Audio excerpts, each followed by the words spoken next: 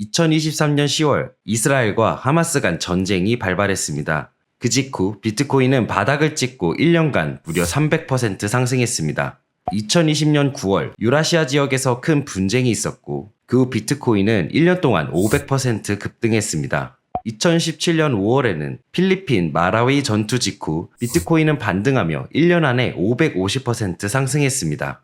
2015년 4월 서아프리카 지역에서 발생한 전투 이후에는 약 250% 가까이 상승했습니다. 하지만 2022년 2월 러시아가 우크라이나를 침공했을 때는 전혀 달랐습니다. 비트코인은 6개월 동안 무려 70%나 하락했죠.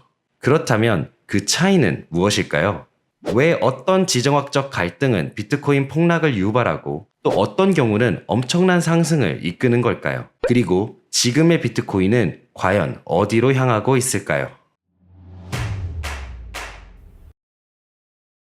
중동의 긴장이 지속되고 있는 지금, 이 핵심 키워드가 앞으로 비트코인의 방향성을 가늠할 중요한 열쇠가 될 텐데요. 바로 유가입니다. 유가는 금융 시스템에서 가장 중요한 변수 중 하나입니다. 최근 두 번의 비트코인 강세장의 끝은 지속적인 유가 상승의 영향과 함께 나타났습니다. 유가의 장기 추세를 보면 이 사실이 뚜렷하게 드러나는데요. 비트코인이 고점을 찍은 2018년과 2022년 두 시기 모두 유가가 강하게 오르기 시작한 시점과 일치합니다. 그 이유는 유가가 경제의 두 축인 성장과 인플레이션 모두에게 영향을 주기 때문입니다. 먼저 성장부터 보겠습니다. 유가가 급등하면 이는 일종의 숨겨진 세금처럼 작용합니다. 가계와 기업이 에너지 비용 부담을 느끼기 시작하면서 소비와 투자를 줄이게 되고 결국 경제 성장에 제동이 걸립니다.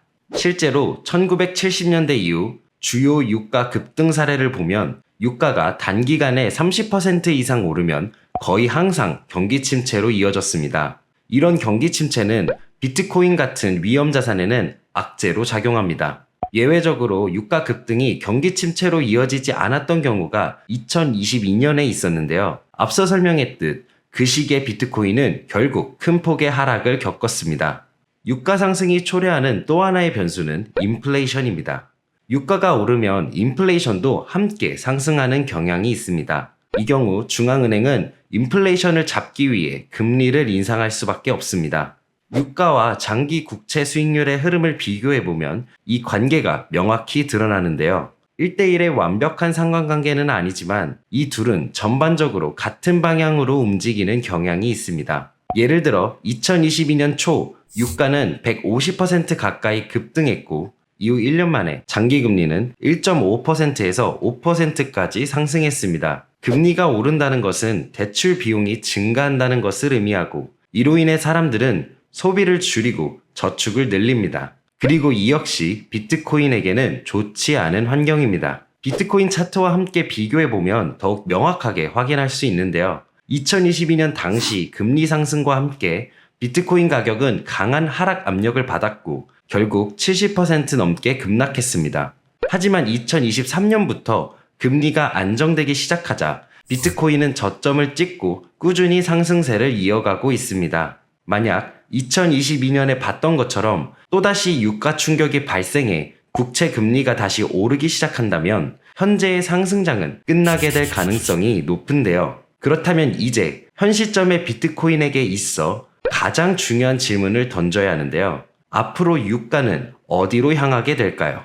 그리고 혹시 거래 수수료 절반을 다시 환급받는 방법 아직 모르시나요? 단 5분만 투자하면 평생 수수료 돌려받는 셀퍼럴 선택이 아닌 필수입니다. 자세한 내용은 영상 더보기란을 확인해보세요. 2025년 5월 이후 유가는 30% 이상 상승했습니다. 특히 이스라엘이 이란을 공격한 직후에는 최근 3년 중 가장 큰 일일 상승폭이 나타났습니다. 하지만 최근 며칠 사이 유가는 다시 15% 하락했는데요. 이를 미루어 보면 이번 유가 충격은 제한적일 가능성이 높습니다. 하지만 휴전이 다시 깨질 가능성이 존재하기 때문에 불안 요소는 여전히 존재합니다. 특히 미국이 전쟁에 본격 개입하게 되면 상황이 완전히 달라질 수 있습니다. 미국이 전면적으로 개입하게 되면 이란은 호르무즈 해협을 봉쇄할 가능성이 높은데요. 이 해협은 매일 2천만 배럴의 원유가 통과하는 세계에서 가장 중요한 원유 수송 루트 중 하나입니다. 이는 전 세계 공급량의 약 20%에 달합니다. 만약 호르무즈 해협이 봉쇄된다면 거의 확실하게 대규모 유가 충격이 발생합니다. 포브스는